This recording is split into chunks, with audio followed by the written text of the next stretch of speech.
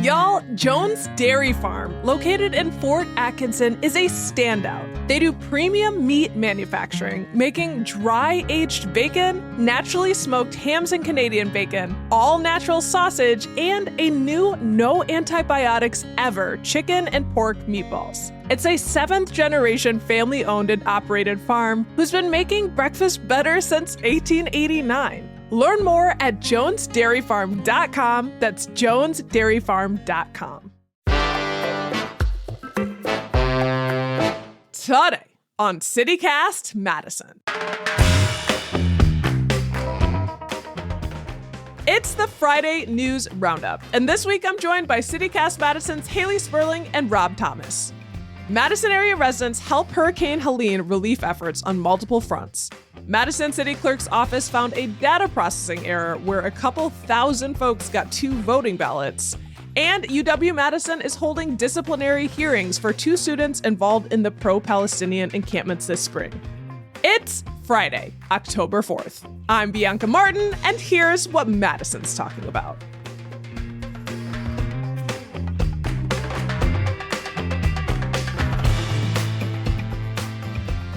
All right, welcome to the Friday News Roundup. We're here, we're queer, we're everything, we're happy.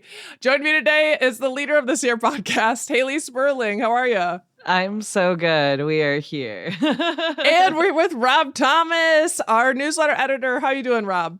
I'm great, Bianca. How are you? I'm really good. And kicking us off this week is you, Rob. We've got some good citizens here in Madison trying to help relief efforts. Yeah, I mean, I think, obviously our news feeds are full of these awful images from Hurricane Helene. It's hit devastation across 6 southern U.S. states. And you see all these awful images. You think, well, how can I help? And of course, people in Madison and across Wisconsin are finding ways right off the jump. 3 Red Cross volunteers, 1 from Verona and 2 from Stevens Point, have headed down there. They've been sort of called up to help. And the volunteer from Verona is going to South Carolina, and the other 2 are going to Tennessee. There's this Wisconsin Urban Search and Rescue Task Force, which is made up of firefighters from across the state. They've been sent down to North Carolina, which I know we've seen lots of this awful footage of Asheville and other places that have been devastated, and they're helping with search and rescue efforts, helping survivors. And then there's sort of an interesting way that people can help and staying up here. So one thing that happened with all this devastation is there are all these lost animals down there, and the shelters are already full. So the shelters down there are sending animals elsewhere in the country so they can make room for these lost animals that rescue workers are finding. So a bunch are coming to Wisconsin, including 10 cats who are coming to the Dane County Humane Society here from South Carolina. So you can donate money, or one way to help it and is to adopt one of these cats that are coming up from the South. And again, these are small efforts, and these just the very beginning of how Wisconsin and Madison and the rest of the country are going to help out with this. Because I mean, you look at the pictures, this is going to be a long, hard rebuild, and to bring these communities back. So we'll put a link to where you can donate to the American Red Cross on our show notes. But it's something to watch. I think you're going to find like 100,000 different ways that people in Madison can help, and even from here, help all those communities that got hard hit. I'm so glad that you brought up like the Dane County Humane Society and the work that they're doing too, right? Because I think that it really just paints the bigger picture that there are so many ripple effects when these massive, natural disasters come through. That like, yes, this is a huge problem for our infrastructure and for our people, but also for the animals and for our pets. And I would love a little North Carolina kitty. My house is already full up on cats, so I can't, but someone needs to. Yeah, that's exactly right. And like my wife and I went to Asheville last summer, and so I'm seeing all this footage of like places we visited now just completely destroyed. Like they had this great. It's a town a lot like Madison, it's a mountain town, very funky art community, and it just sort of like boggles the mind. Like, how can I help? Other than giving a few bucks, which is great, obviously, to the right causes. But you look around, you find all these different ways that you can pitch in based on your own talents and your own abilities. And so that's something we're definitely going to keep an eye on, I think, to show people ways that you can volunteer and help out. It's really lovely. And yeah, I also have a friend in Asheville. She lived in Madison. I met her at UW-Madison as a Badger, and she just came back and played music here on a tour. And then to just go see what it looks like there. It's kind of spooky for us who, think that maybe we're safe from climate change's effects. Absolutely. Yeah. It's hard to see like entire neighborhoods destroyed with waters that come in. And it just it strikes back that 2018 flood, that historic flood we had. It makes me think about Madison and our infrastructure. And, I'm pretty sure they think that our lake levels are at safe levels. We had so much rain this past year too. Not to make it about us, but since we're local, it's kind of, it's very big shock to the system. Yeah, it is. It's a shock to the system. It's a sweeping issue. And I think it just goes to say it's like no one is safe no matter where you are, right? It's like there are areas that might be better situated to handle some of these effects of climate change, but also like no matter what, it's going to come for all of us at the end of the day. And I don't want to sound like too much of a fatalist about it, but like that's just the reality of the situation, right? Like we need to be talking about climate change. We need to be talking about actions. And it is very heartening to see folks from Madison stepping up and dedicating their time and just their own well-being to go help other people. Like that is really inspiring because there's going to be a day where we're also going to need it too, right? Yeah. Like it's scary to think about, but we do have to talk about it. That's one of the things, when it comes to climate change, I've been doing a lot of reading that be like, how do we combat this anxiety around the climate? Because I have like huge climate anxiety, right? Like it is something that gives me a lot of stress every day. It's something that like impacts how I plan for my future. But the way that we can help combat that and the way that we can work through it is just by talking about it. So I'm really glad that you brought this story to the show today, Rob, because it's just so important to have these conversations. Yeah, absolutely. We're all in this together. And we are going to continue on with more news. But before we do that, let's take a quick break.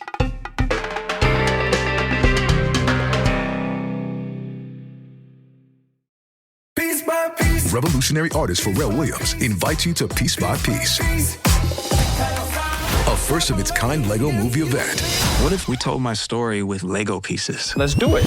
Discover what it takes to build the greatest hits with Kendrick Lamar, Jay-Z, Justin Timberlake, Pusha T, Gwen Stefani, and Snoop Dogg. I was always a bad gangster, but you brought out the fun in me. Hell yeah. Piece by Piece. Get tickets now for Piece by Piece. Rated PG. Parental guidance suggested. Directed by Morgan Neville. Only in theaters October 11th. This is the sound of your ride home with Dad after he caught you vaping.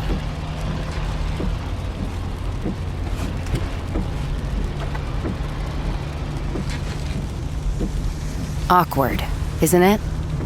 Most vapes contain seriously addictive levels of nicotine and disappointment.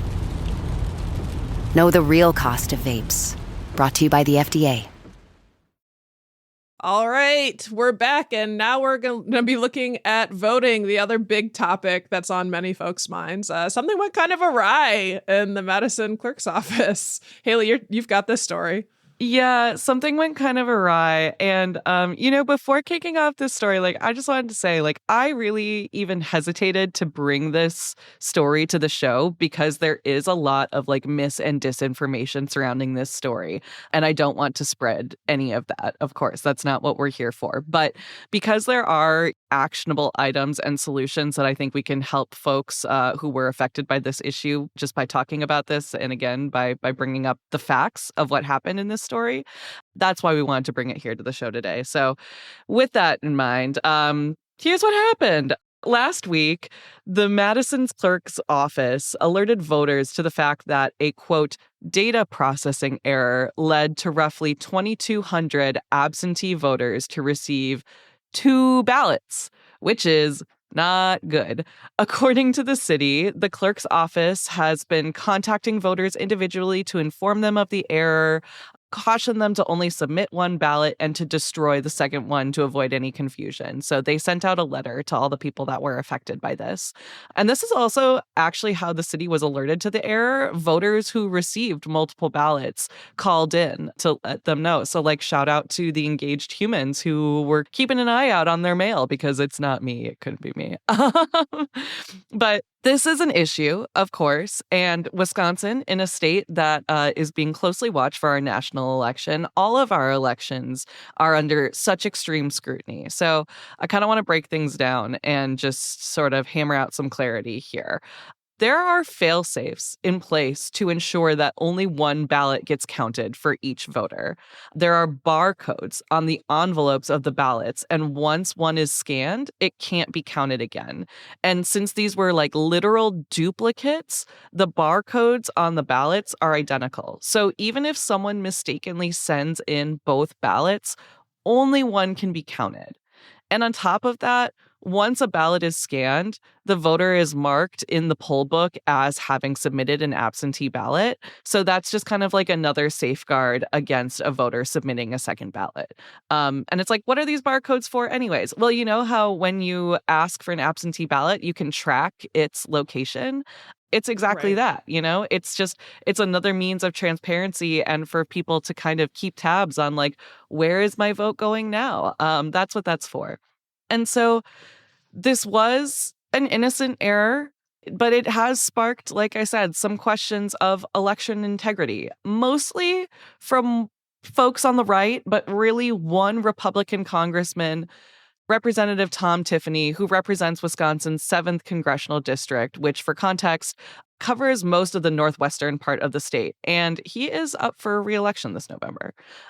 Tiffany really latched on to the barcode situation here, because when the city put out its initial statement last week letting people know about the error, it had erroneously said that the barcodes were on the ballots themselves rather than the envelopes.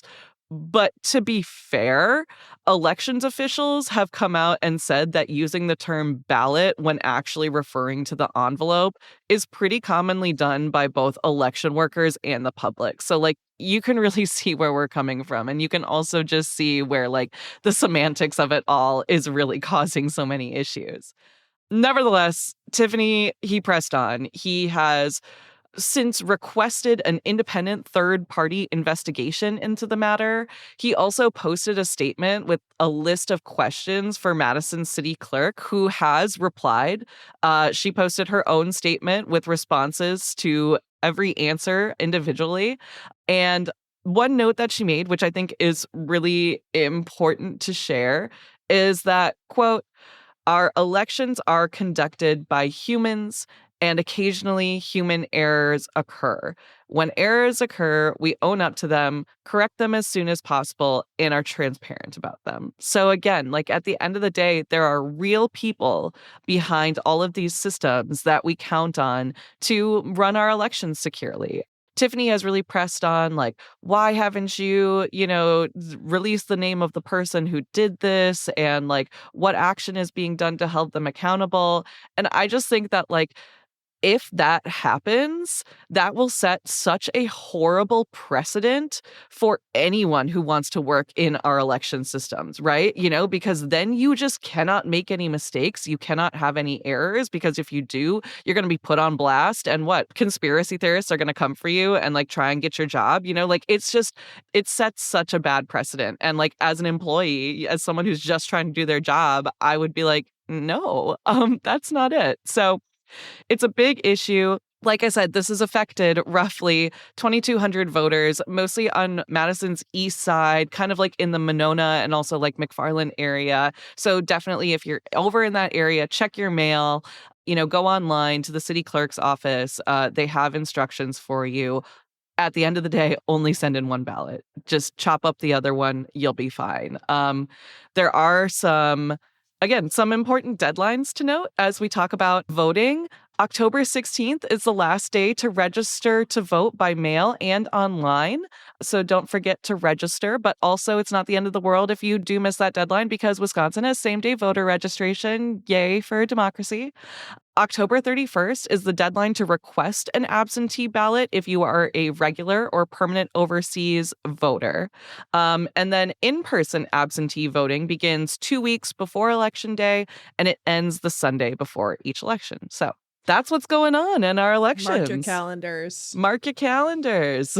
My reaction to this is just a pity and a shame that it's become kind of a cesspool of toxicity around our voting systems, that like something that is inevitable to happen happens. And then it's like, show me give me the person. Like, what are we going to do? Parade around with? It's just like being on this side of the process. I just want there to not be extra chaos and aspersions cast. It seems like an honest mistake, and I don't want it to like get derail and become like, look what's happening. We imagine you can't stop trolls from trolling.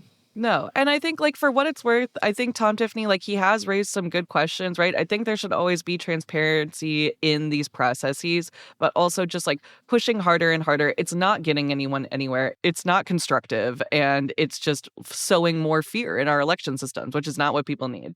Well, and like you said, there's a difference between asking legitimate questions about the process and trying to find a scapegoat. And doxing them online or whatever.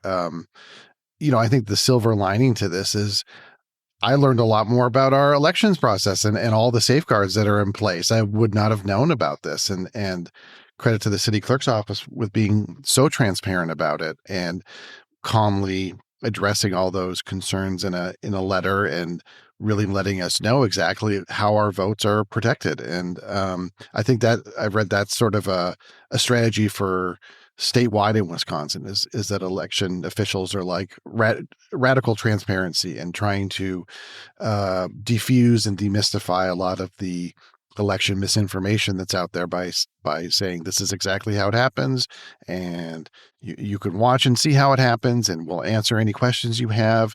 And I think that really, as you said, trolls are going to troll, but that goes a long way towards, diffusing any questions or uncertainties or misunderstandings that people might have about the election process. So, I mean, it's unfortunate there was an error, but they handled it about as well as they could have possibly handled it.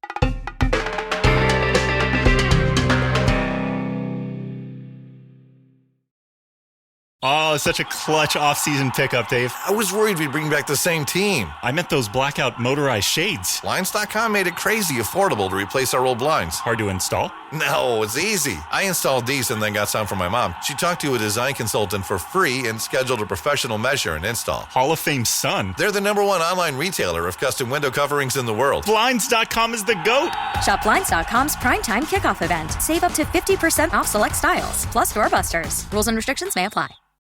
This is an ad for BetterHelp. Welcome to the world. Please read your personal owner's manual thoroughly. In it, you'll find simple instructions for how to interact with your fellow human beings and how to find happiness and peace of mind. Thank you, and have a nice life. Unfortunately, life doesn't come with an owner's manual. That's why there's BetterHelp Online Therapy. Connect with a credentialed therapist by phone, video, or online chat. Visit BetterHelp.com to learn more. That's BetterHelp.com. And while we're on the topic of investigations and holding people accountable, some calls for that. There's something happened over at UW-Madison's campus. 2 UW-Madison graduate students are facing disciplinary hearings this week for their role in the pro-Palestinian encampment on Library Mall this spring. UW is saying that the students violated UW's administrative code by camping and planning, having a role in planning this encampment. Both students, Vignesh Ramachandran, who had his hearing Monday, and Dalia Saba, who has her hearing today at 1 p.m., deny that they violated any of the codes. that they deny that they were camping or involved in planning the encampment, that they were just regular protesters among the bunch. And now they're facing these disciplinary hearings and they are lawyered up. So these two students, you might remember their names because they wrote an op-ed piece back in May for the Cap Times, where they're basically calling out the university for not taking a stand during that time and asking them to divest from companies fueling any war efforts that were related to the killings of tens of thousands of people in Gaza. So in their piece, it starts out saying, quote, "We have been camping on Library Mall for 12 days in solidarity with the people of Gaza." And the UW investigator says, hey, there you go. You admitted that you violated our codes. You were camping. And News 3 now reported that Ramchandran saying, "We used the words we and our, but it wasn't us. We were actually using," this is quote, "the usage of these words was to describe our role as a part of a movement for justice in Palestine." But they deny that they were actually camping or being the ones that were putting this all on. So it's a whole thing. This hearing on Monday had at least 30 supporters who came out, staff and students and more in the audience. I saw that from reporting from Anya van Wagtendonk from WPR. It's a great piece. We'll throw that in our show notes. But it's a big deal. The students feel like their First Amendment rights are being violated, that they're being targeted for this piece. And they're not alone. They're backed by a group called Palestine Legal, an organization that's supporting students who face disciplinary action because of their pro-Palestinian activism. And that group wrote a letter to UW-Madison and, urged them, do not take up this disciplinary action, that this is, in violation of their First Amendment rights, and that this action would have a, quote, chilling effect on free speech on campus. So it's in process right now. The students chose to have their hearings public, and there are actually 5 different students who chose to have a public hearing that are happening just this month. That's something I saw in that WPR reporting, meaning that the process could eventually lead to appeals from before the statewide Board of Regents. So in terms of outcomes, there have been no decisions made from this first hearing on Monday. I saw that the university is expected to make their final decision within 14 days. But if there is punishment for these students, that the university says would be minimal, that it's actually the lowest sanction that they give out for code violations. There's gripes about free speech and questions about, can they even use this Cap Times op-ed as evidence? Is this violating our First Amendment rights? And, the students kind of feel like the UW has been taking action against different types of possible offenders on campus differently, that they are being targeted. It's something to watch. Yeah, I think this opens a whole sort of can of worms, like you said, like the university using this Cap Times op-ed to be like, here's proof that you did something. And now we're arguing semantics of what does "we were at the encampment" mean, but also I think that opens the door, like we said with this elections thing, it opens the door to this whole new conundrum of well, now is anything I write going to be used against me? These are graduate students, that's what they do. Ultimately, I understand that the university has rules and codes in place for a reason, but I think pursuing this sort of disciplinary and legal action is such a bad move on their part. It just looks bad all around, especially now. I can imagine, later or earlier, rather, if there were more calls from folks who were like, you need to do something about this, which there were.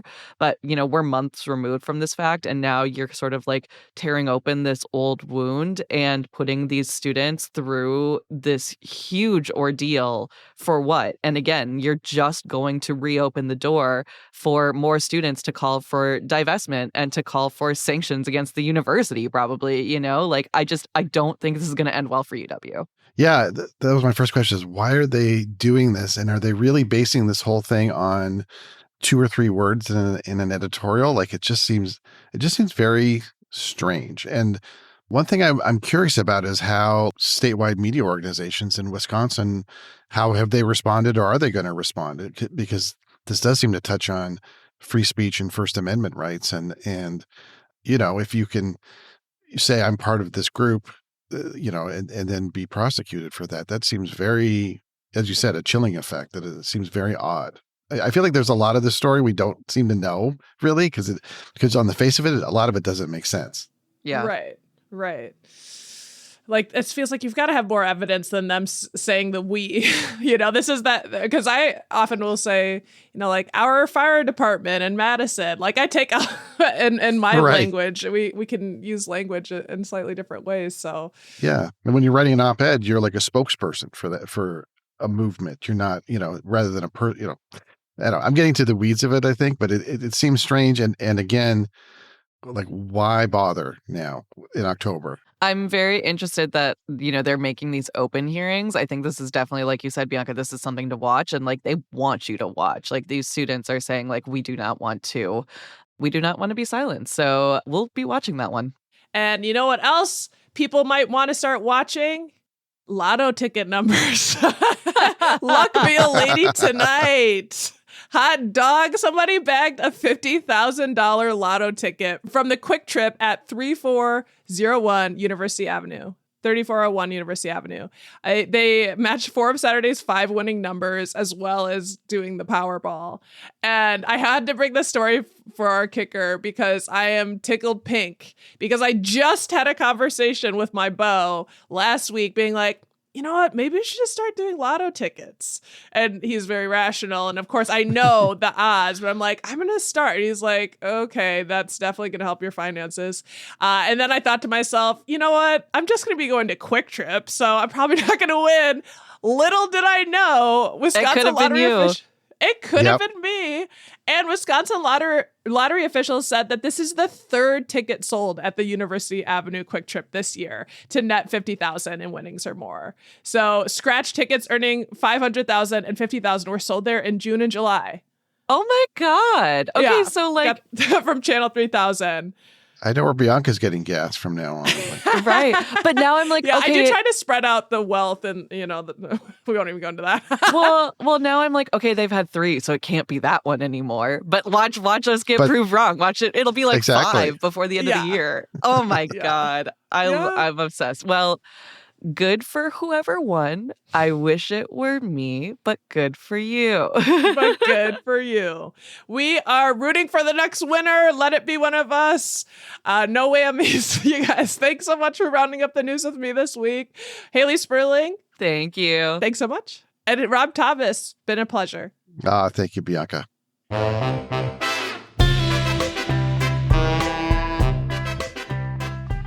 That's all for today here on CityCast Madison. I'm Bianca Martin, your host. We're produced by Phil Circus. Hayley Sperling is our executive producer. Our theme music is by Carl Christensen. Rob Thomas is our newsletter editor. Don't forget, you can always get more news delivered right to your inbox by subscribing to Madison Minutes. And if you enjoyed today's show, why not share this podcast with your luckiest friend? It might be their moment to win big. All right. See you back here Monday morning with more news from around the city. Ciao.